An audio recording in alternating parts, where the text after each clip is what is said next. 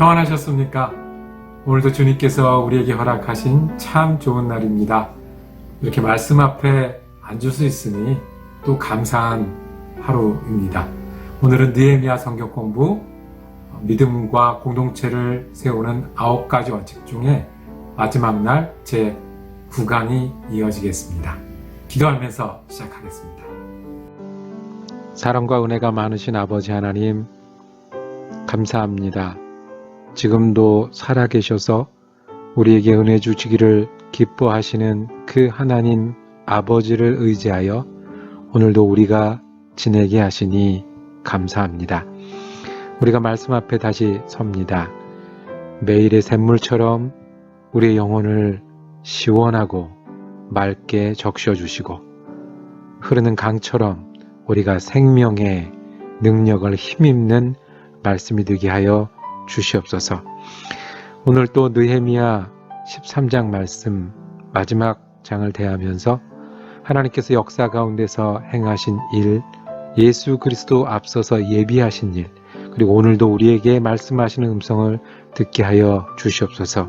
그래서 지금 병을 피해 다녀야 되는 어려운 기간에 주님의 은혜를 힘입게 하시고 답답하고 힘든 시간을 지내는 영혼들이 주님을 의지하여 소망을 얻는 하루가 되게 하여 주시옵소서. 또한 주님 주신 힘으로 능히 이기고도 남으며 우리 입으로 마음으로 행실로 주의 은혜를 전하는 사람 되게 하여 주시옵소서. 예수 그리스도 이름으로 기도드립니다. 아멘. 오늘 우리가 함께 읽으실 성경 한 장은 느헤미야 13장입니다. 그 중에 28절에서 31절까지의 말씀을 받들어 읽겠습니다. 대제사장 엘리야십의 손자 요야다의 아들 하나가 호론 사람 산발렛의 사위가 되었으므로 내가 쫓아내어 나를 떠나게 하였느니라. 내 하나님이여, 그들이 제사장의 직분을 더럽히고 제사장의 직분과 레위 사람에 대한 언약을 어겼사오니 그들을 기억하옵소서. 내가 이와 같이 그들에게 이방 사람을 떠나게 하여 그들을 깨끗하게 하고 또 제사장과 레위 사람의 반열을 세워 각각 자기의 일을 맡게 하고 또 정한 기한에 나무와 처음 익은 것을 들게 하였사오니 내 하나님이여, 나를 기억하사 복을 주옵소서. 아멘. 이제 느헤미야 13장 마지막 장을 우리가 대하게 되었습니다. 13장에서는 우리에게 어떤 메시지를 전해주기 위해서 말씀하실까요? 13장 제일 마지막 부분을 오늘 함께 보기를 원합니다. 이렇게 시작합니다. 23절에 그때 내가 또 본즉 유다 사람이 아스돗과 암몬과 모압 여인을 맞아 아내로 삼았는데 그랬습니다. 그동안 그렇게 조심하고 하지 말자고 다짐하고 약속하고 그리고 결단했던 이방 사람들과 결혼이 이루어졌네요. 성경에 보면 모세도 실은 이방 여인과 결혼했습니다. 요셉도 애굽 여인과 결혼했습니다. 이렇게 많은 예를 보면 다른 민족과 결혼해서 축복 가운데 하나님의 일을 잘했던 사람들도 많이 있습니다. 그런데 왜 이렇게 지금 이방 사람들과 결혼하는 것에 대해서 반대하고 조심하라고 하고 금했던 걸까요? 그 이유가 다음 절에 보면 설명이 되어 있습니다. 이렇게 아스돗은 블레셋이고요. 모압과 암몬 사람들과 결혼을 했는데 결혼하고 나니까 그 안에서 자라난 아이들이 아스돗 방언들은 할 줄 아는데 유다 방언은 못한다는 거예요. 그러니까 그 당시 통용되던 말이 바벨론의 표준어가 있었겠죠. 아람어라고 부르는 그 말이 공식적으로 사용되는데 그 외에는 유다 사람들은 유다 말을 지키고 유다 말을 할 줄 알고 또 유다 말을 통해서 예배해야 되잖아요. 그런데 엄마가 또는 아빠가 이방 사람들인 경우에 그것을 잃어버리고 오히려 무엇이요? 다른 나라 방언만을 할 줄 아는 그런 세대들을 길러내고 있었다는 겁니다. 이것이 문제라는 거예요. 무엇을 상징합니까? 말을 하지 못한다는 이 의미는 하나님을 섬기는 그 마음이 떠났다는 이야기를 설명하고 있는 겁니다. 유다 사람들이 하나님 앞에 순전하게 하나님 외에 다른 신을 두지 않고 안식일을 지키고 내 부모를 공경하며 율법을 지키며 사는 삶이 아니라 이제는 이렇게 저렇게 세상과 타협하며 삶 깊숙이 하나님에 대한 무관심은 늘어가고 오히려 세상 문화에 물든 경우는 많이 있었다는 겁니다. 그래서 느헤미야는 꾸짖기도 하고 벌하기도 하고 금하기도 하고 내쫓기도 했습니다. 설명합니다. 왜 이렇게 하는지 솔로몬의 예를 들었습니다. 솔로몬이 어떤 사람이었냐 하면 하나님께서 사랑을 하신 왕이다. 온 나라를 다스리게 할 수 있었다. 지혜가 뛰어났지만 솔로몬이 하나님 앞에서 망했던 이유가 뭡니까? 아내들이 많았다는 겁니다. 왕이 아내가 많은 게 흠이 아니라 아내들이 많아서 무엇도 뺏긴 거예요? 마음도 뺏기고 믿음도 뺏기고 하나님 뜻대로 나라를 다스리겠다는 그 지혜도 흐려졌습니다. 솔로몬 왕이 어떤 신을 섬기는 예식에도 참여합니까? 그모스를 섬겼다고 그랬어요. 그모스는 이방의 신이죠. 누구 때문에? 사랑하는 아내 중에 다른 종교를 가진 사람 때문에 그렇게 지내다가 이제는 하나님께 가장 지혜 있는 왕이라고 사랑받았던 솔로몬마저도 어떻게 됐습니까? 그 지혜를 다 잊고 지혜 중에 지혜 여호와가 살아계시다는 그 지혜를 잊고 그모스를 섬기는 데 참여하는 데까지 되었습니다. 솔로몬도 그렇게 망했는데 그래서 우리가 바벨론의 아수르에 망해서 끌려갔었는데 그것을 다시 하려느냐? 겨우 조금 돌아와서 유다 민족을 이루고 하나님의 역사를 이루어가려고 하는데 다시 돌아가느냐 이야기합니다. 유다 사람들이 다시 돌아간 겁니다. 잘못해서 포로로 갔다가 예루살렘 성 다시 짓고 잘해보겠다고 결심했는데 금방 다시 돌아갑니다. 겉모습은 돌아왔지만 아직 속마음은 하나님 앞에 다 돌아오지 않은 겁니다. 겉모습은 바뀌었는데 잘해보겠다고 결심했는데 아직 그 뿌리들이 남아있었던 겁니다. 잘해보겠다고 애쓰고 수고한 그 기간 성벽도 짓고 약속도 하고 부흥회도 했지만 어려움이 생기고 시간이 지나면 원래 남아있던 습관들이 올라온 겁니다. 오늘 읽은 말씀처럼 가장 중요한 사람이 가장 큰 범죄에 참여하는 걸 봅니다.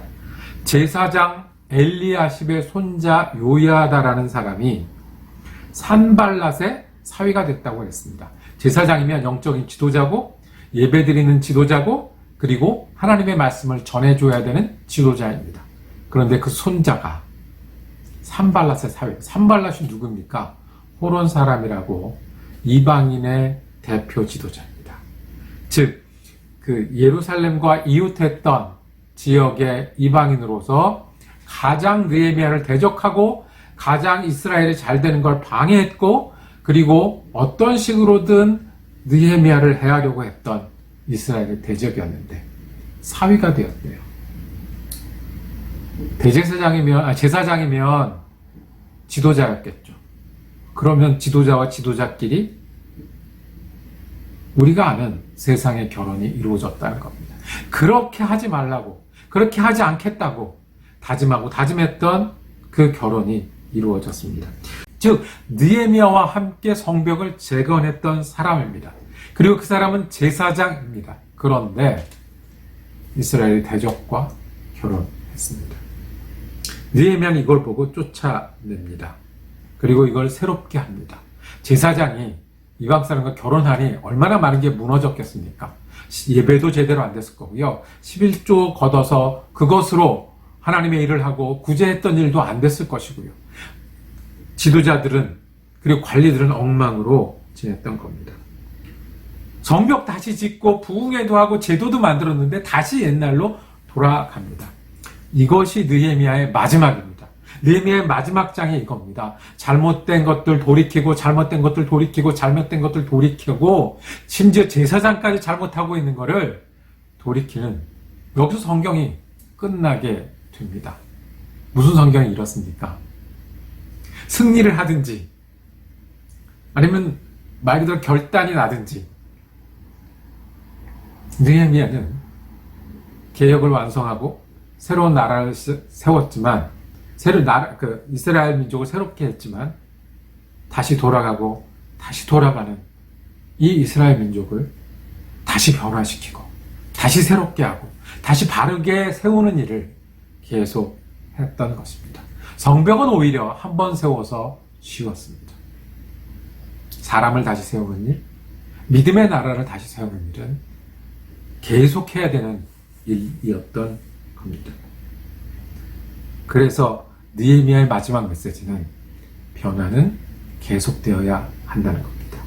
개혁은 한 번이 아니라 다시 하고 다시 하고 다시 해야 한다는 겁니다.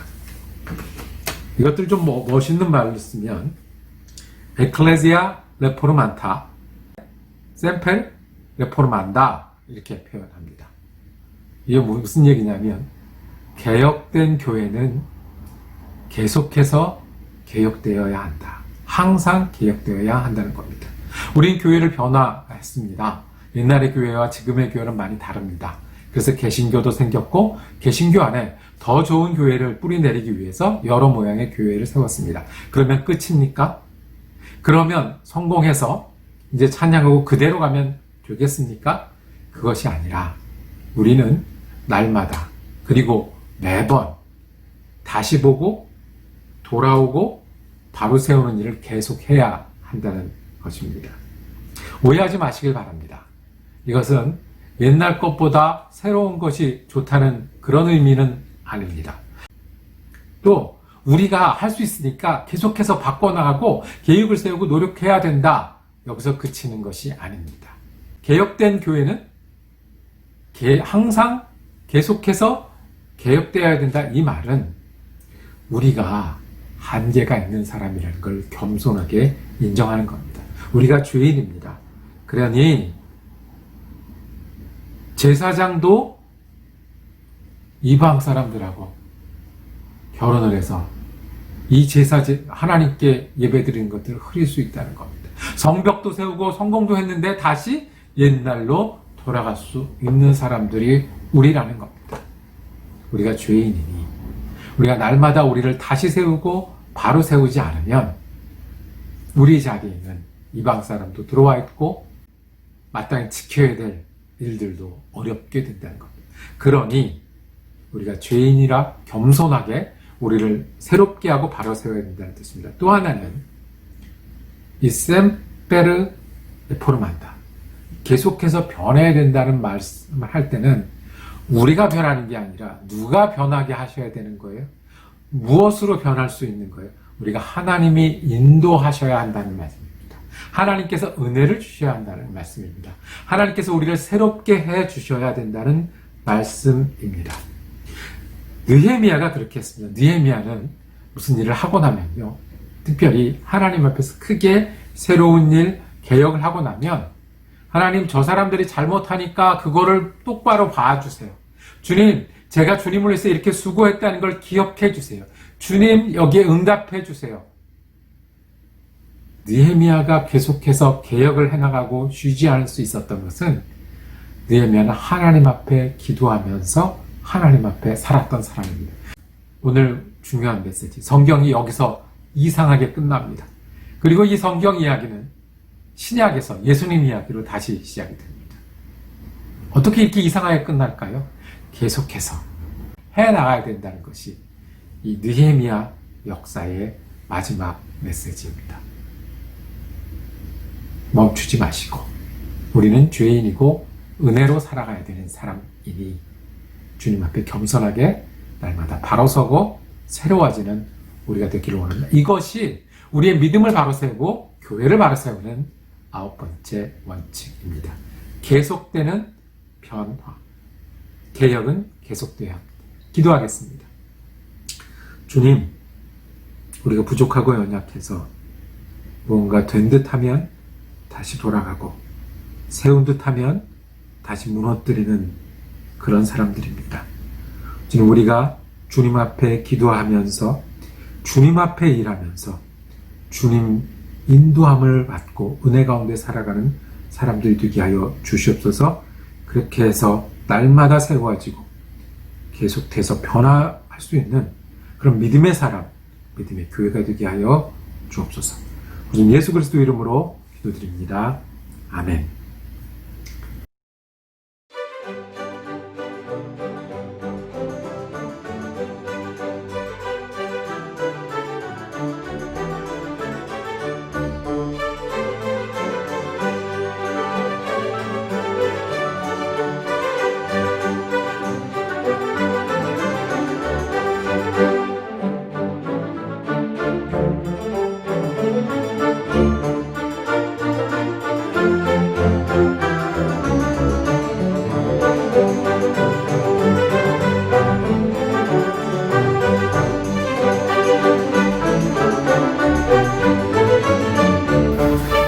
느헤미야 성경 공부 9번 모두 은혜 가운데 마쳤습니다. 함께 해주셔서 감사하고요.